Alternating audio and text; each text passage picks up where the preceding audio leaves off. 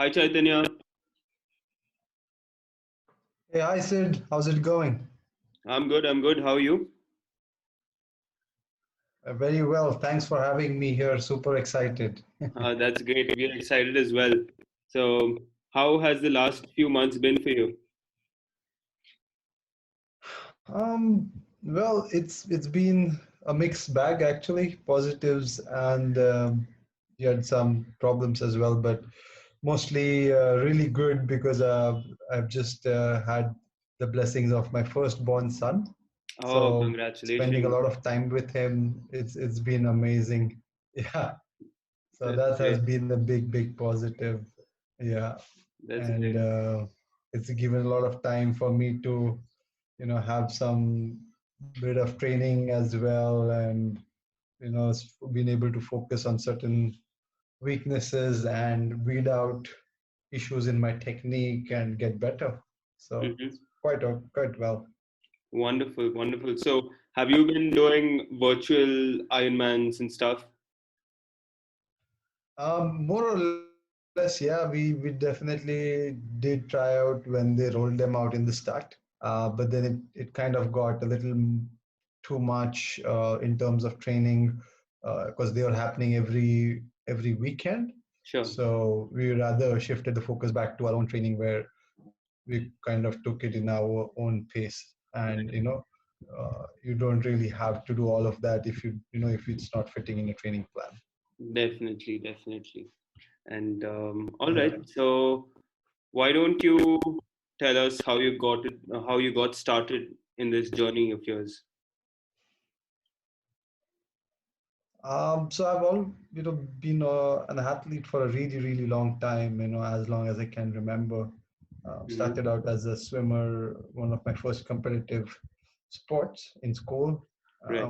Then moved on to cross country running and football. And then when I was in studying in Australia, I did my masters over there. So Right. the cheapest way to travel around was the cycle, right? So Right. that's how I got introduced into the competitive world of cycling. Mm-hmm. Um, and so with a background of swimming, cycling, and running, so it was only a matter of time, when I started triathlons, which was about 5 to 6 years back. Wonderful. But before that, I tried my hand up of about 4 to 5 years of heavy competitive cycling as well, and I still do compete in cycling and triathlons. And as we speak, I'm actually competing for a sub 3 marathon. Yeah, so that's how it all started. Great. And when we were back, in 2010, when I started, I came back from Australia, and there was nothing here in terms of cycling or triathlons. There's no coaches, not a Sure. lot of people were cycling, or there were barely any, Ironman athletes in Sure. India, across the whole country. So it was a lot of self-taught things, and I applied all the science that I had learned in biomechanics and Mm-hmm. biochemistry. I applied that in nutrition, in my technique, and it showed results. And I did a lot of studies. I did some Ironman certifications, nutrition certifications from the US, Mm-hmm. and all of these applied, and I actually was able to see results in myself. I made a national record back in 15 in ultra cycling, Wonderful. which is Pune to this race is called a Deccan Cliffhanger, Pune to Goa, 640 kilometers. Mm-hmm. So non-stop, 26 hours of Wow. cycling. Um, it was pretty epic. Wow. That's um, incredible. yeah, and then so because I had learned it all by myself, and there were a lot of people coming to me, so Mm-hmm. the intention was always to be a coach and help people achieve their dreams. Because where I come from, I have a background in as a scientist, as a professor. I used to teach science at the University of Pune as well. Right. So with that teaching background, I was able to mix my knowledge of sports, the Mm-hmm. sports science, and started my coaching academy about 3 4 years back. Wonderful.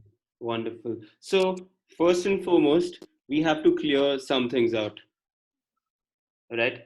Yeah. Um, for those who are listening, what is the difference between an Ironman and a triathlon? Okay, so the triathlon is a sport. Okay, the triathlon involves swimming, cycling, and running in that order, Okay. and not in any other order, right? Hmm. Ironman is a brand which conducts sporting events in triathlon, Okay. right?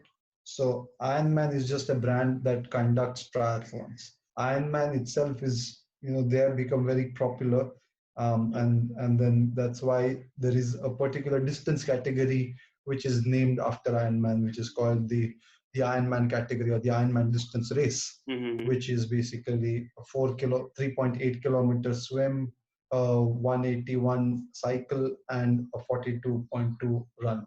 Wow. Intense. There are in triathlon, definitely there are different categories. There's the sprint category of triathlon, there's the Olympic category, the half iron category. These are all distance based Mm-hmm. categories. It's just like, like 100-meter sprint, then you have the 400, 1000-meter, 5000-meter, you have the half marathon and the full marathon, right? So it's the same distance wise splits. Good. Thank you for that. And yeah, Yep, so no now, problem. why don't you tell us how you train for such things? Like how?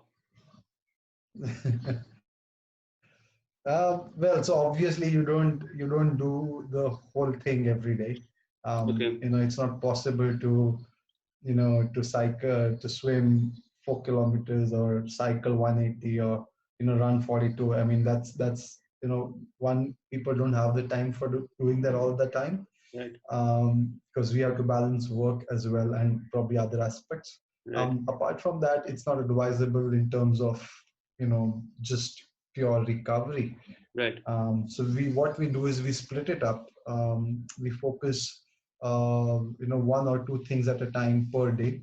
Mm-hmm. So at any given day, it's very rare that you will do all the three of these legs in one single training day. Right. So most of us will either take it one single time thing at a time, or mostly two things at a time. Mm-hmm. So definitely it is a lot harder than any other sport where it's just running or it's just cycling. Right. Here, a lot of times you have to do at least 2 sessions per day, Sure. and sometimes it's a third session where you have to back it up by doing a strength and conditioning session to back the performance of swimming, cycling, and running.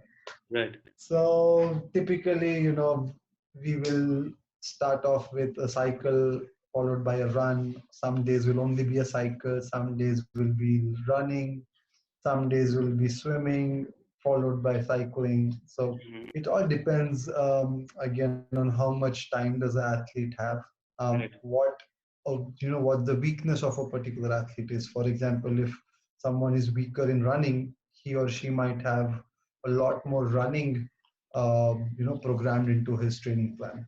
Right. Right. Okay. And So typically, yeah, it takes about around 15 odd hours, 15 to 20 hours of training per week. 15 to 20 hours of training per week. Okay. So let's Yeah, say that's on the higher side. Mhm. Yeah. Okay, but that actually doesn't seem like a lot,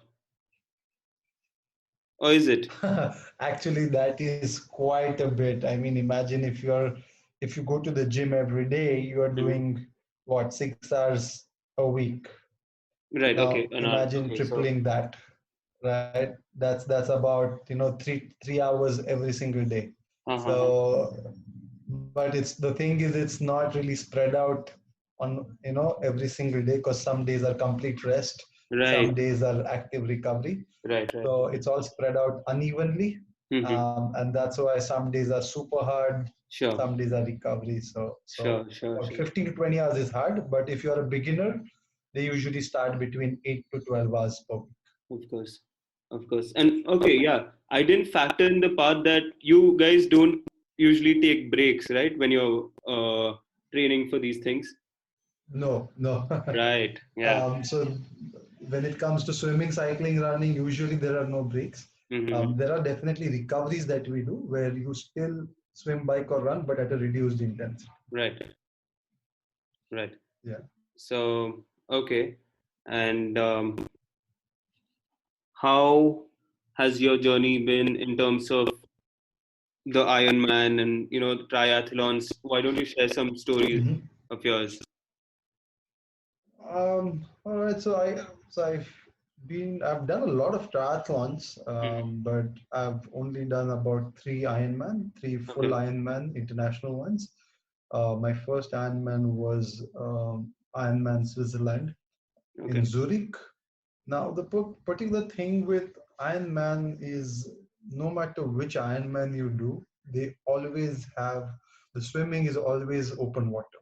It's not in a pool. Oh.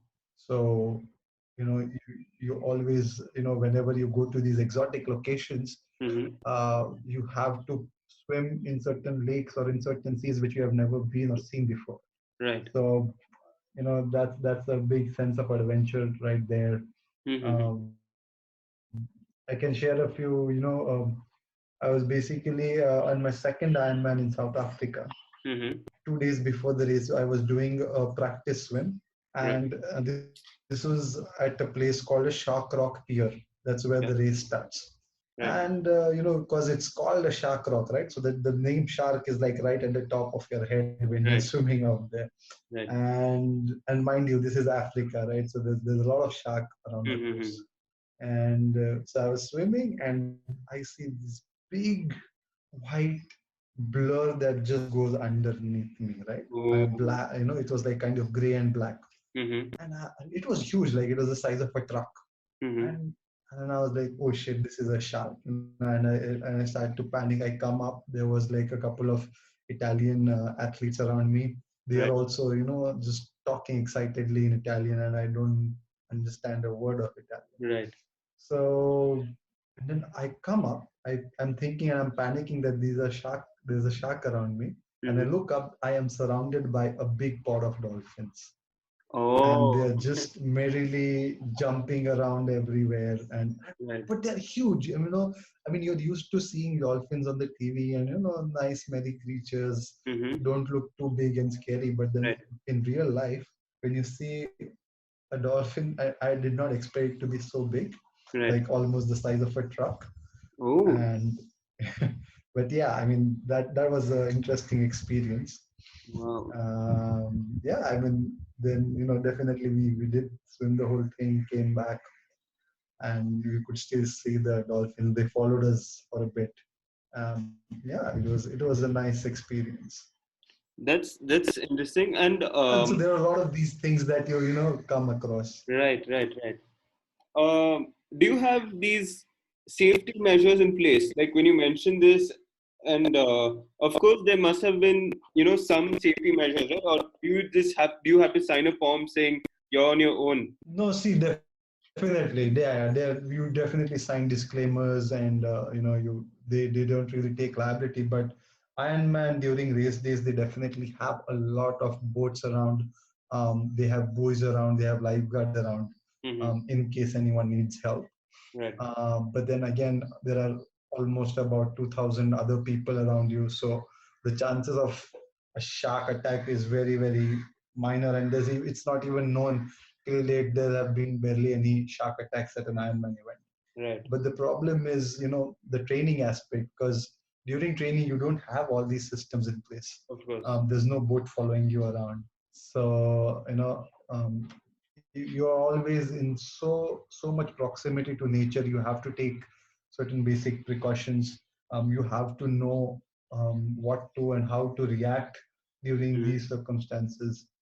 And any experienced athlete will know how to deal with certain situations like these. Mm-hmm. And this is what we do. I mean, even here in India, I what we do is we go to a lake every other weekend, Mm-hmm. and we practice in the lakes, right, in Right. Pune here. Right. So that's what I teach all my students, how to stay calm in the water. How not to react any fish, just brushing past you. And Right. there, obviously, I have safety measures where I have my own boat and following my students around. Sure. But that's how we build confidence. And, especially here for us in India, we are not so used to having, such close contact with nature and animals. Of course. So we need a lot of, getting used to these scenarios when you go outside the country. Right, right. And I'm sure the number of people who would be interested in participating in an Ironman, reduces 10 times once you mention that, you have to swim in open waters instead of a swimming pool. I mean, that's scary, but that's I think that could be much more. A lot of people, find it challenging, the open water aspect, right, because again, here in India, we really suck at swimming. right. One is could be that we're not so great swimmers because probably less access to swimming pools, and Hmm. the whole we're just not used to swimming. So that needs to be much more encouraged at the grassroots level. Yeah, For all the kids should know swimming. That's a minimum. That's what I think. um, and probably in the future generations we might see a much better participation rate and ratio in the newer people, in these kids that are coming now. sure, sure. So, um, talk to us about the training. I mean, when you say training, Yeah. um, we have this conception that running on the roads aren't good for your knees. Is that true? Mhm. Okay, so there's actually, it goes much deeper than that. Mm-hmm. A lot of these runners, if you, as you can see, running being such a easily accessible sport, Right. you don't really need a lot of equipment. Sure. You just whip on your shoes and start running. But unfortunately, it yes, it is easy to start running, but it is highly technical. And if you start running beyond a certain x amount of kilometers, Right. there are a lot of precautions that you need to take. A lot of you need to firstly, because it's such a high impact sport, Right. which people underestimate, and they just do too much too soon, and then end up injured because they're not just getting enough recovery. Right. Going out and doing a 10K every single day. I mean, after a month of easy running, you would actually be able to achieve that, but the joints and the muscles are not ready for that. Right. You have to start slow. You have to take it gradually, and Mm-hmm. then obviously you have to understand your technique and get it corrected in the first place. Because Definitely.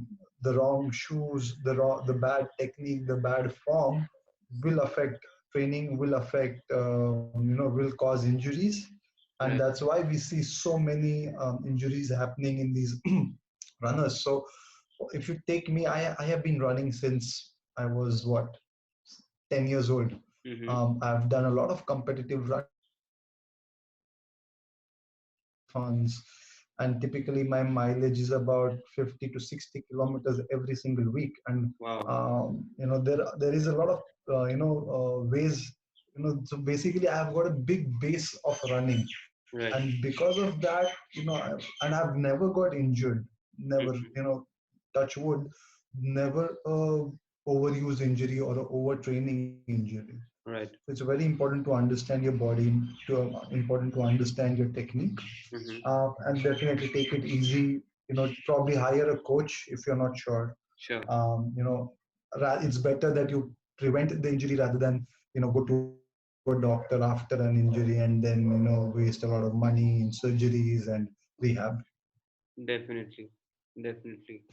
So to answer your question, no. So just the road running is not the cause for injuries. It's how the attitude of runners is towards the training. Right. If they're giving enough recovery, Mm. there's the whole scenario to it. Right. So, just a follow-up question. Yeah. Do you do exercises and trainings that aren't related to cycling or running? Let's say, I mean, of course, that is, let's say, the triathlon, that's a sport, right, where where Yeah, you yeah, practice cycling or running or correct, swimming faster. correct, But correct. apart from that, as fitness, do you have, Yeah, trainings where you don't really do those sports? You basically have weight training routines, or maybe even exactly. yoga Yes, or of anything. course. Okay. Of course. I mean, this is a big part of my schedule. I mean, it's not just the triathlon, or it's not just any sport that any Right. athlete plays. He or she will definitely involve some form of weight training, some form of mobility drills, some form of yoga in their routines. Mm-hmm. Because what this does is it prevents, when you play one single sport, a lot of, the muscles that are involved for that particular sport get dominant, while as Right. all the other muscles, start to become weak. So, Sure. and this can lead to injury. So it is very important that you keep conditioning yourself. So I do a lot of, your normal strength and conditioning work, where I'll do a lot of push-ups, for example, pull-ups, a lot Mm-hmm. of core routine work. I'll do Surya Namaskars Mm-hmm. for my mobility. Right. For example, for me to become a better runner, the Mm-hmm. more flexible and more agile I am, I'm gonna become a better runner. Right. And my performance is gonna get better. And that's why I include certain exercises that's gonna help me become more flexible especially in my hips, for Mm-hmm. example. Right. So, definitely that's a big part. And sometimes, during a whole year after a season is over, we sometimes take an off-season break where, we probably will do something else. I mean, say a cyclist will probably do some running or swimming, or a runner will do some cycling, or a triathlete will just try out, probably only strength training or gym work in that time. Right. Right. So, So um, it definitely, this is what we call as cross training. of course,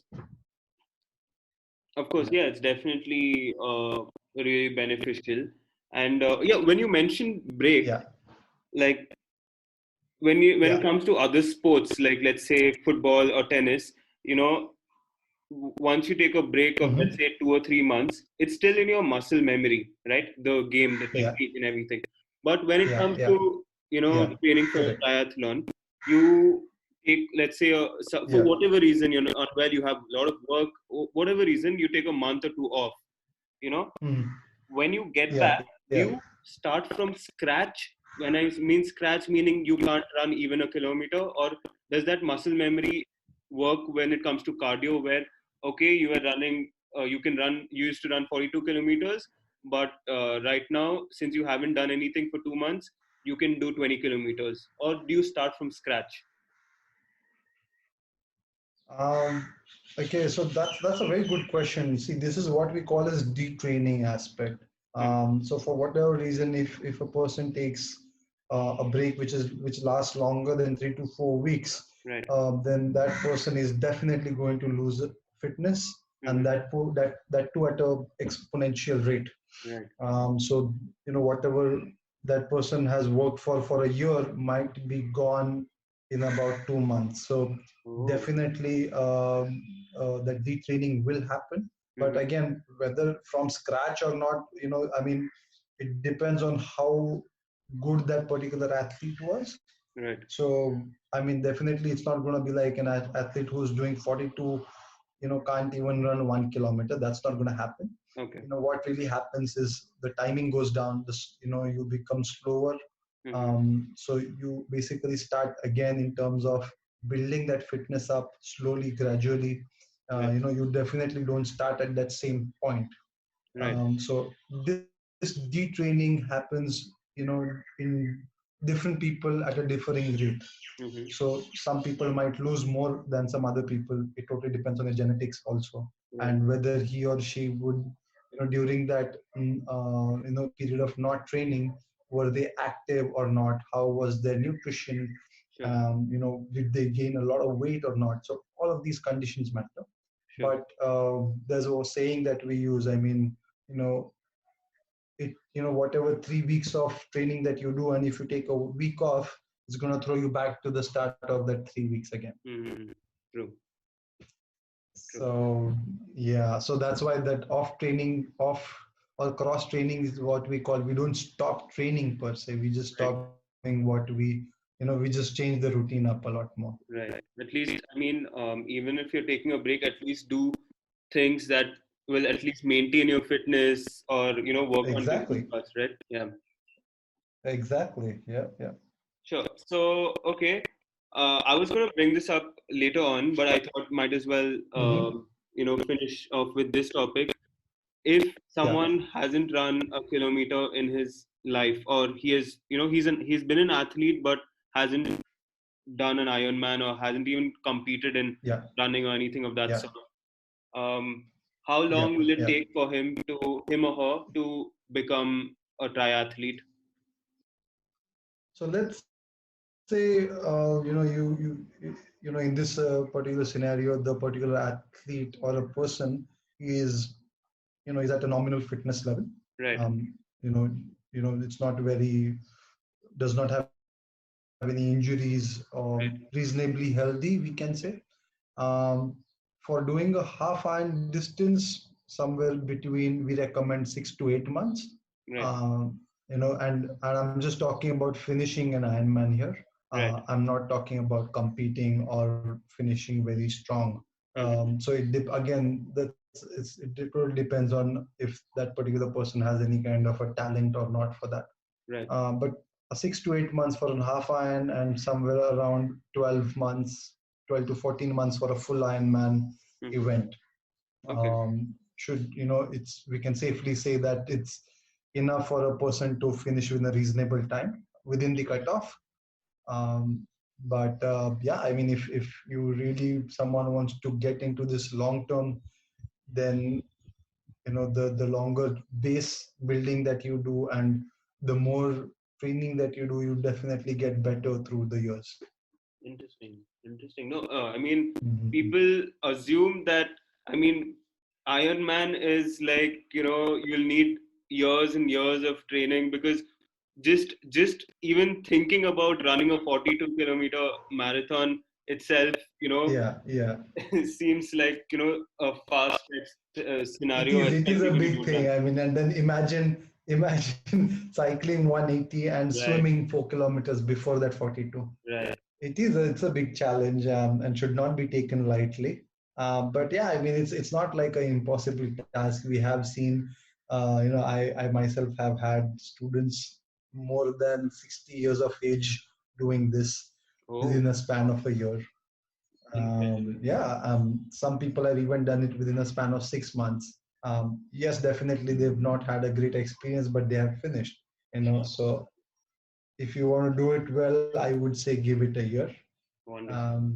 Yeah, otherwise you definitely risk, after, because you'll be spending quite a bit, going to that race, Right. reaching the venue. The full Ironman does not happen in India.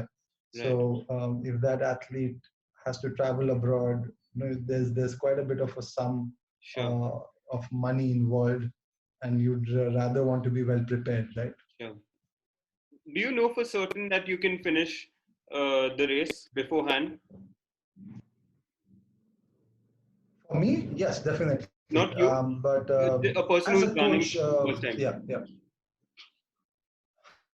Um, okay, that's so difficult to answer. Mm-hmm. Because again, see, how I work as a coach is, as all my athletes, I'll definitely know how they will do.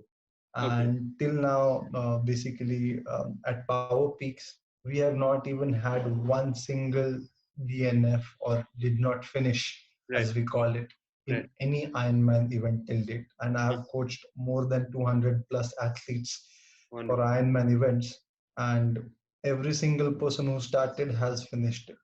Wonderful. Now, this was only possible because there's so much, um, you know you really need to get these people trained and keep them motivated throughout the year.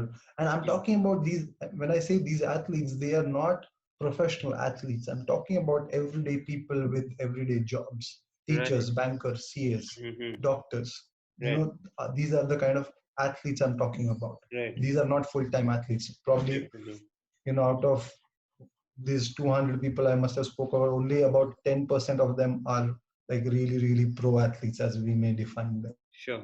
But yeah, it's really important to do some kind of a simulation where you do the same distances Mm-hmm. in training Right.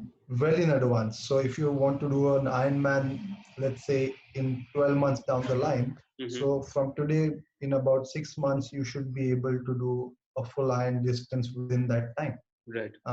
So then you have more time to learn from that mistakes, or if you didn't do that within that time, you still have time to get better.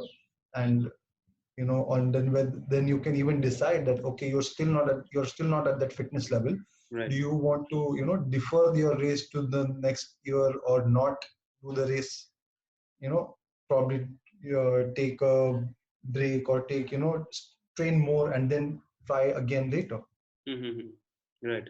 So that's very important to understand yourself, where you stand before you start. Otherwise, if you just start blindly, then you'll not have a plan. You'll go in without any kind of strategy. Sure. You'll not be enjoying the race. Yeah, it's basically not be at your full or max potential. Right. Right.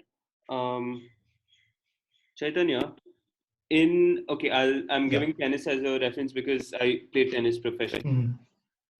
Yeah. Yeah. We train a lot, we train really hard, and then we go for tournaments, Correct. and then there's so much pressure and nervousness, no matter how much you've trained, how many years you've trained, there's always an element of pressure and nervousness.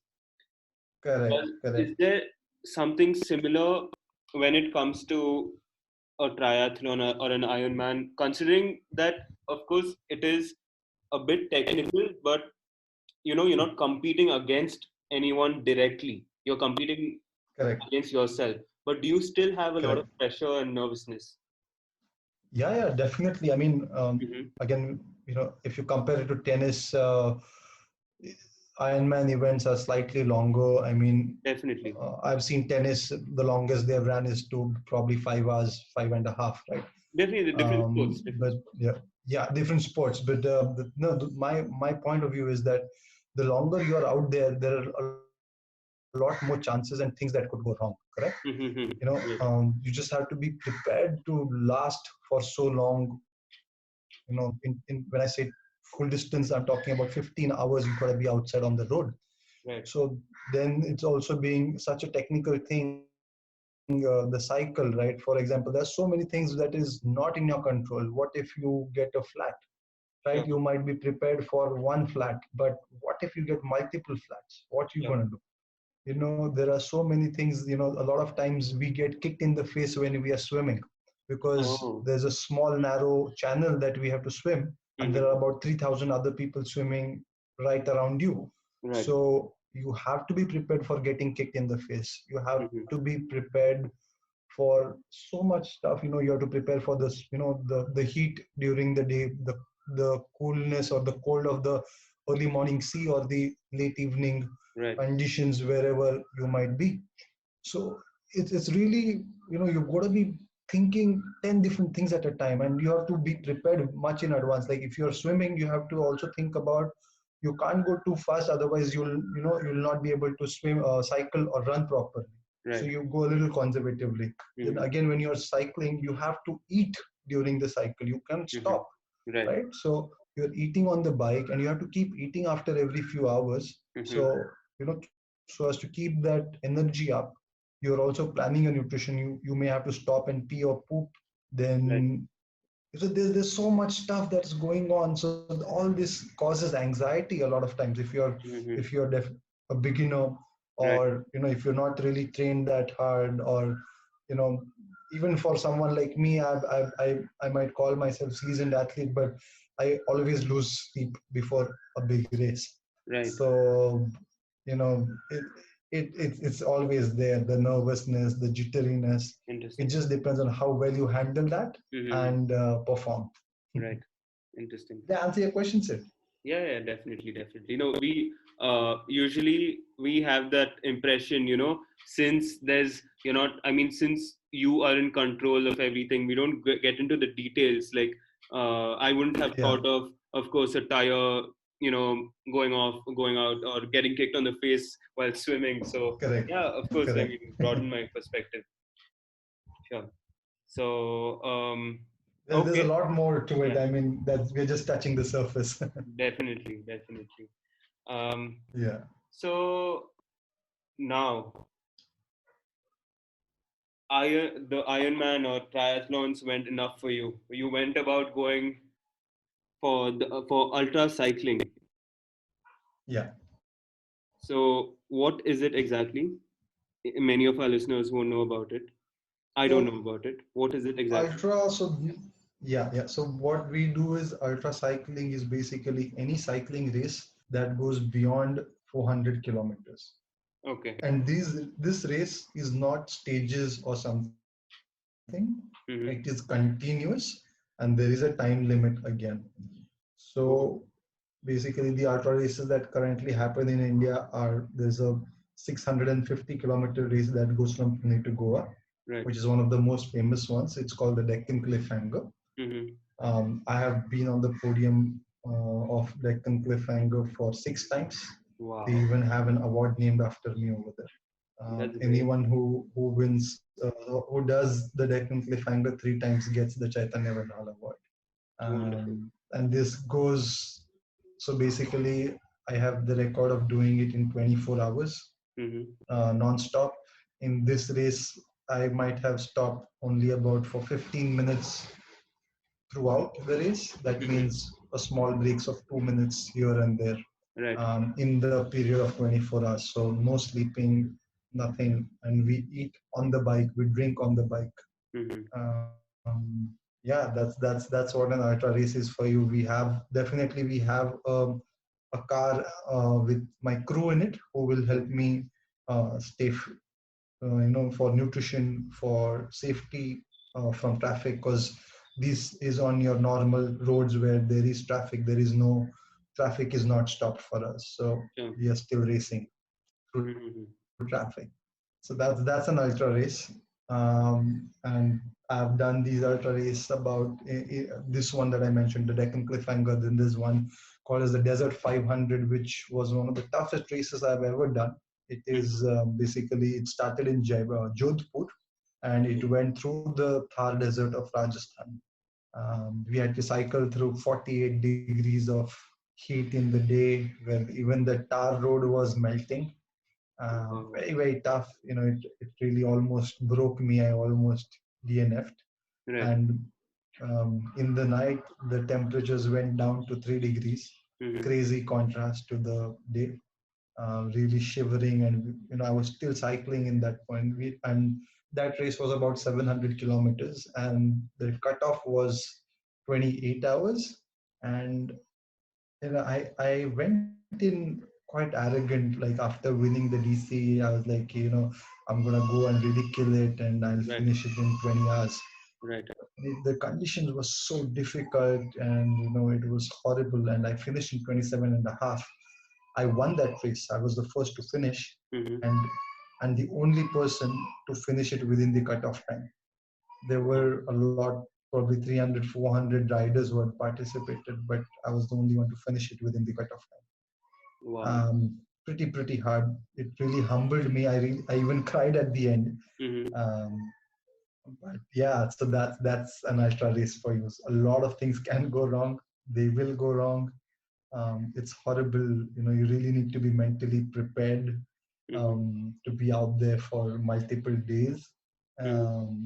And so, basically, I'm now preparing myself to do um, ultra marathons, which Mm-hmm. is any distance above 50 kilometers. So 100 kilometers, 160 kilometers of running races. That's Right. where I am currently preparing myself for. Incredible. Incredible. Yeah. How do you maintain your focus, especially when you're dead tired? How do you maintain your focus, your concentration, and when it's just so easy to just stop. especially when you're dead tired, you don't have that willpower, remaining. Yeah, So yeah. how do you do it? See, that's the thing. The only thing you have at that point is your willpower. Okay. Yes, it's so easy to stop, to go home. You have that car behind you, the warmth of the car, Mm-hmm. AC, whatever, right? Right. Um, it's so easy just to say, okay, I'm giving up, I'm going home. But there's that, you know, I don't know what to call it, just that willpower, you might say, or that mental power. Mm-hmm. You just go down to the basics of humanity, and you just ask yourself the question why you're doing this. And Mm-hmm. if that answer to that question is not strong enough, you will stop. So Right. that's the difference between athletes who keep going and finish and athletes who will stop. Mm-hmm. So we have seen athletes. So for example, I like to talk about is I have an athlete who finished the half iron distance in February 2020 in Dubai. He became the first Ironman from India who is completely blind. Oh, Can you just think about this for a moment? no. Imagine we were just talking about this whole Ironman thing, Right. cycling, swimming, running, open waters. Mm-hmm. Now, this guy has done all of that without his eyes. His Jesus name is Christ. Niket Dalal. I coached him for this. And imagine if someone like him does it within the time Right. with no special rules, why can't you or me? Sure. So that something like that, I that's where I build myself. That's how I build myself and keep saying this. These things come to me when I'm really down low Mm-hmm. and push myself, and it's just amazing how much my body is capable of and what I can do. Sure. Mm. Interesting. And do you other ways to build this? I'm assuming you can't just suddenly build this willpower during the race or on the day of the race. Oh, so definitely there's of course we have to train for that. And this is what a big aspect of training when I'm coaching my students is the mental conditioning and the mental training. Right. There are a lot of ways to steel your mind, to strengthen your mind. Um, where we play certain scenarios, and how to approach towards certain scenarios when you're doing these races, how your attitude should be. Definitely you can train yourself. It might seem that it's not possible, or it might seem that how can one train for something like this. It's definitely possible when because I have been through so many of these. It's very easy for me to tell these people what to expect, and then Mm-hmm. I have got students coming back to me and say that, you told me about this, I knew what to expect, and it was great that you told me, because then it helped me make the right decision and help Right. me finish the race.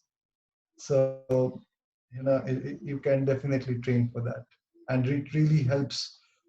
This kind of training will help the person not just in the sport. You as an athlete, you will understand this, right? Right. It will help them in their other aspects of life as well. Definitely. Definitely. So, are you still learning? Oh yeah, big time. Mm-hmm. Sometimes I learn probably more from my students than what they like to believe. They think that I am the coach, but there's so much I am learning every single day from every single one of my athlete, Right. and it's just amazing. Yeah. That's great. And I think it's very important to to keep an open mind and understand newer ways. Science is always evolving, coming up with new stuff, so it doesn't really help or thinking and sticking to something that has worked for you in the past. But I'm always experimenting and finding different ways to do, different ways to train and getting better. Sure. Sure. Yeah. So, follow up to this. You know, Yeah. you've been abroad. You know how it is in Europe and Mhm. Australia, everywhere. Um, Yeah. of course, in terms of training equipment and methods. India is, I Mhm. won't say methods, but in terms of training equipment, India doesn't really have that same amount of facilities, you can say, right? Correct, correct. So Yeah, how do you compete with them? So I mean, when I say training facilities, I mean even the recovery methods. They have so many um, things that are abroad. You see on the internet, and you see the professional athletes using them. These yeah, yeah. cryotherapy or whatever. So many things, and we don't have Correct, them in correct, India. So how do you compete correct. with them? Is that a So, challenge? Sid, one thing that yeah. So I'd like to talk about this because I've been to all these countries. I've been in Australia for 4 years. Right. I spent a month in the US. I was on the team of a professional ultra cyclist. For a Canadian ultra cyclist in for a race across America. Right. Mm-hmm. So spent a lot of time understanding how these guys train. I was interning with a cycling company and a racing team that they sponsored. Mm-hmm. So I was fortunate to see how these at the pro level, at the highest level of athletes I'm talking about, how these guys train, how they're living. And Sid, you'll be surprised. I mean, what these guys are doing is nothing. We have access to almost 99% of it. Mm-hmm. Yes, we might not have the fancy stadiums. Yes, we don't have the fancy labs, fancy equipment. Right. But we we there are ways of getting those same stuff. Yeah, yes, you might have to wait a little longer. You might have to. There might be crowds at the stadium that you might have to adjust. But I mean, it is not impossible to train at that same level with the same kind of stuff that these guys are using. Mm-hmm. Now, you know, I don't think that as a challenge at all. Here in India, everyone is happy to blame, infrastructure nahi hai, ye nahi hai, wo nahi hai. That's why we are not so good. I mean, I call that bullshit. Mm-hmm. Where we lack is that one is that to give a broader perspective, we did not start early enough. It Right. was not introduced to us at the grassroots level. Right. It was the whole competition was not here. I mean, if you're competing very hard as a kid, Mm-hmm. you'll definitely get better and better. Right. But because there's that level of competition and being that want to excel is not here, and or that standards are pretty low as compared to the international level, Yeah. and hence it's really difficult for us to hold our own against these athletes. But now that probably up to 10 years back, especially in triathlon, now I'm talking specifically about triathlon. Right. We didn't even have a single coach when I started triathlons. Sure. So I basically had to learn most of it by myself, to trial and error, Mm-hmm. applying my own scientific knowledge. Now, and at that time there were barely 5 or 6 Ironman athletes in India. Right. So that's where I decided to make a difference and to apply and give out the knowledge that I built up over these years and create these new breed of athletes who are now going and qualifying for the world championships. So Wonderful. in the last 2 3 years, we have now started seeing Indians starting to appear at the qualifying for the national champ. Of course, they are nowhere at the podium level finishing of, or even the top 10 finishing of an international Ironman race. Mm-hmm. But I think we are definitely getting closer to it. And obviously, through these years, infrastructure has always remained the same. There's nothing great that has changed. However, what we have seen different is a lot more. The knowledge sharing has improved. A lot more people who have, you know, um, learned everything. Like, for example, I've learned so much stuff abroad, and I've come back and giving it back to the system. That has helped. Then obviously we have some more access to international quality equipment now because of internet, Instagram. Yeah. We are, athletes are more aware of what equipment they might need. Yeah. So that's happening. However, again, we still lack in the funding aspects, the sponsored athletes, Right. student athletes.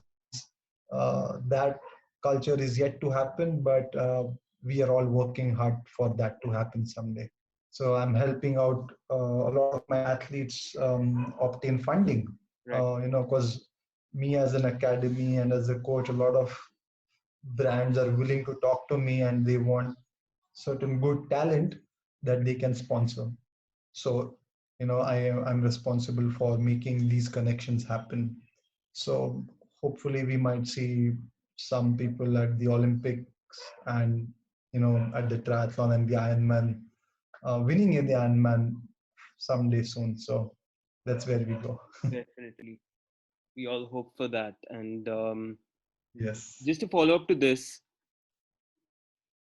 Yeah. are can you say Indians are mentally stronger or as mentally strong as the people, the foreigners?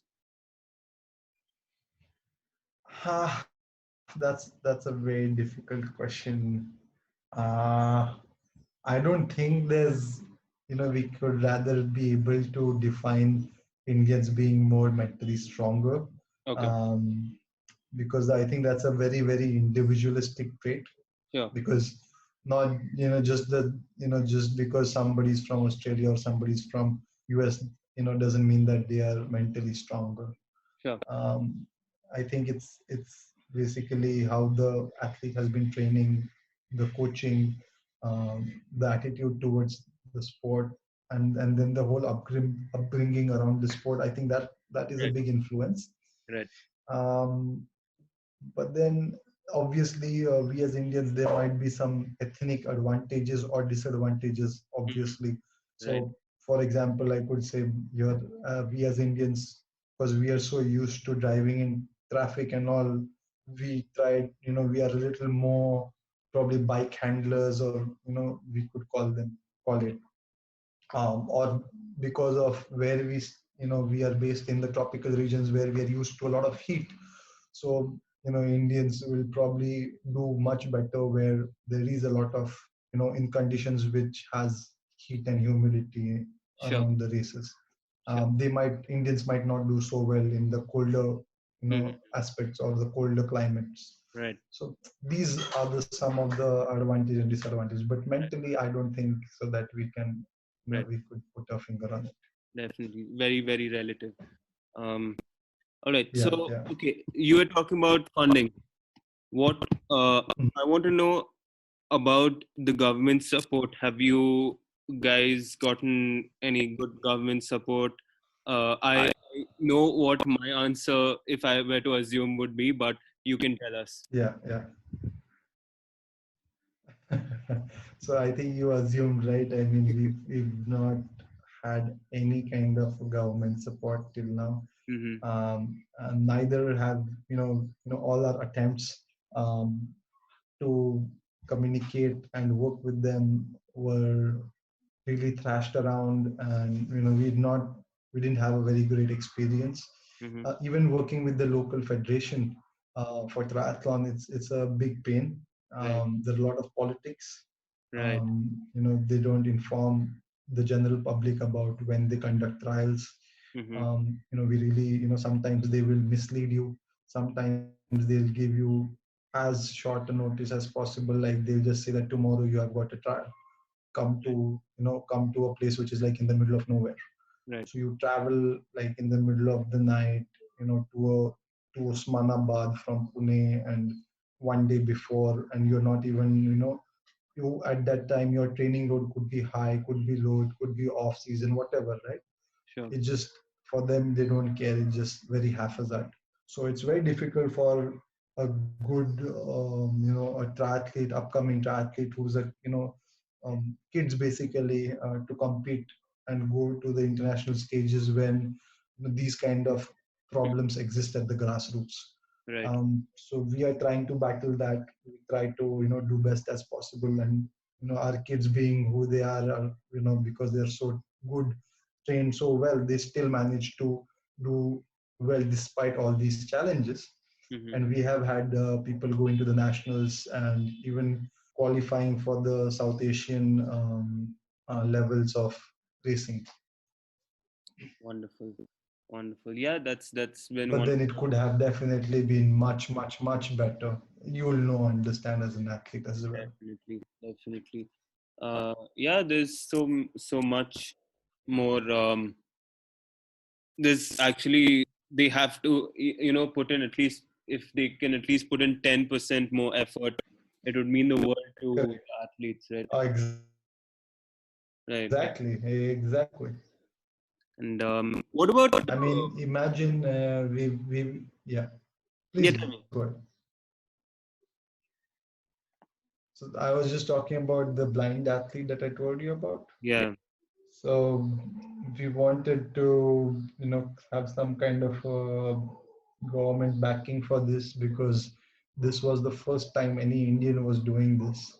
But again, we just didn't have any kind of response from the ministry, or there was nothing. sure. Hmm. And I'm sure, I mean, if it was, I mean, I don't want to bash our country or anything, but I'm sure you Yeah, yeah. saw um, the Nike sponsored run a few months Hmm. back by, I'm sorry, I'm Yeah. forgetting his name.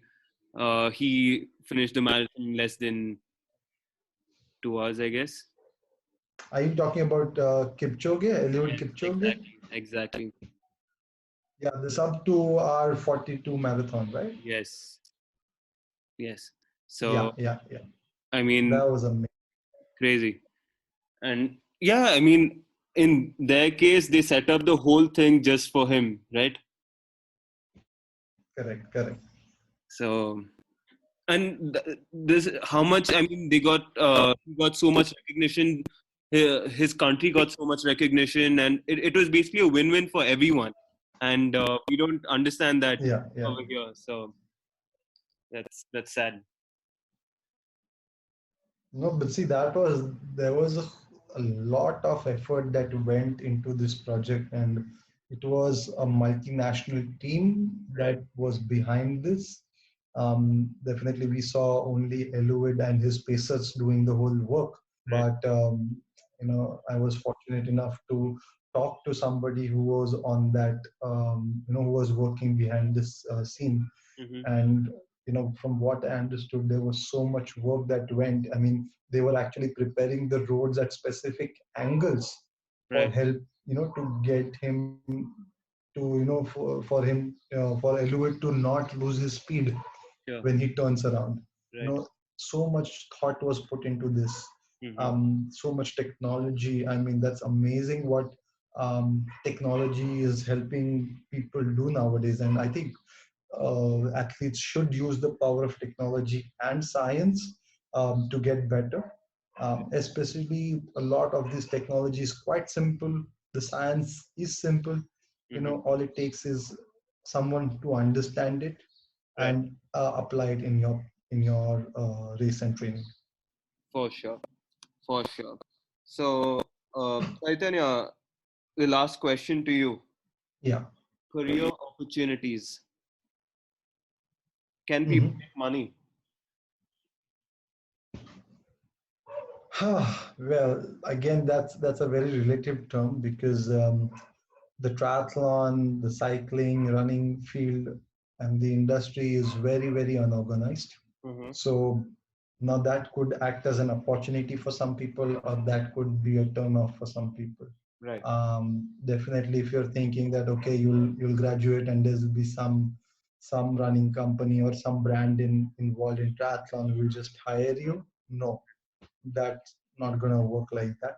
Hmm. Or if you want to set up a business in terms of coaching, or in terms of, it could be anything in this particular field, you will struggle Right. because the industry really awards its insiders more than outsiders. Hmm. So if someone wants to get into this particular field, I would totally recommend them to first be an athlete themselves. Right.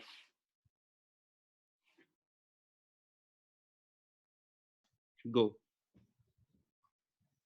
So it definitely helps to be an athlete in this field because you already have that network, you understand the field, the industry inside out. Mm. That's how I started.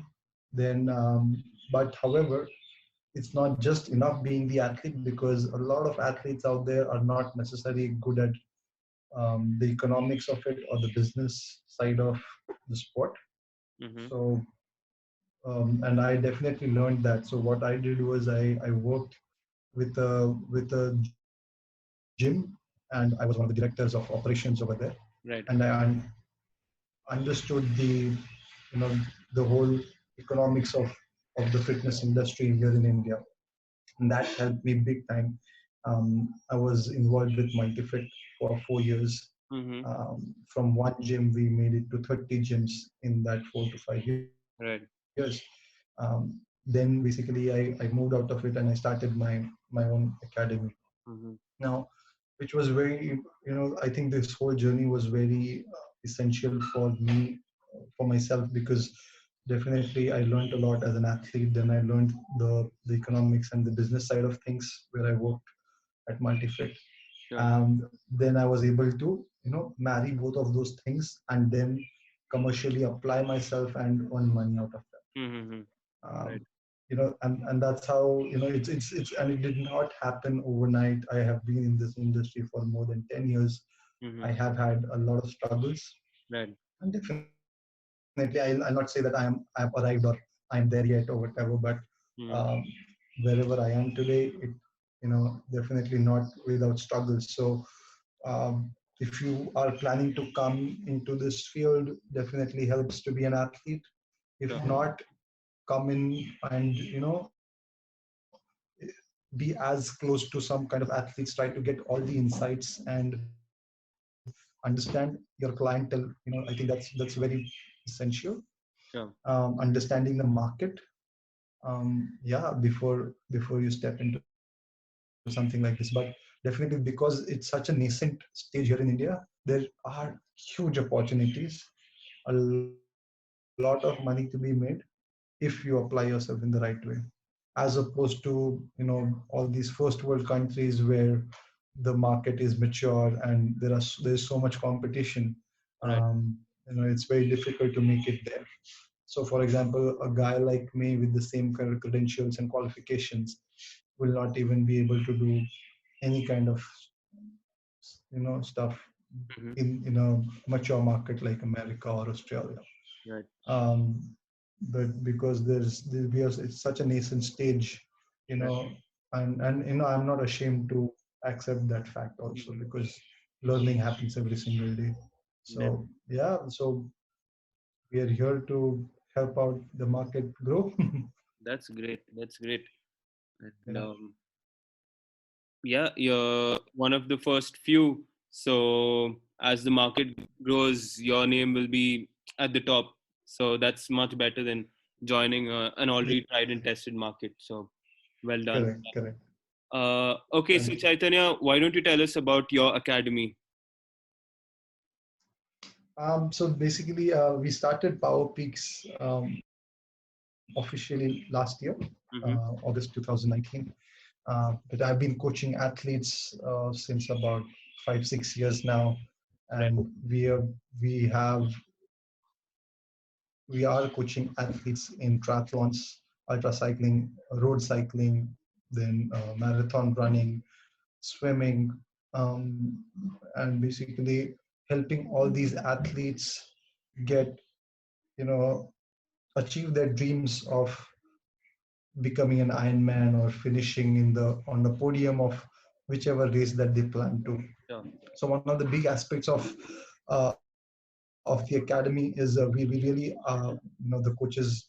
So basically, we are very personally involved, Mm-hmm. and we make sure that whatever is needed for that athlete. There's a whole 360-degree um, ecosystem that we have built. Whether it is nutrition, whether it could be sourcing of equipment that needs to be done. So Mm-hmm. for example, a lot of these new triathletes or cyclists, they'll probably want a cycle, they want a trainer, indoor trainer, they will want shoes. Runners will want certain activity trackers like Garmin and GPS watches. So what we have done is basically tied up with all these brands, and Mm-hmm. at the academy, our students get a much lesser cost than the market, and we can help them save a lot of money in this way. Then, as we just talked about, that Ironman requires open water swimming.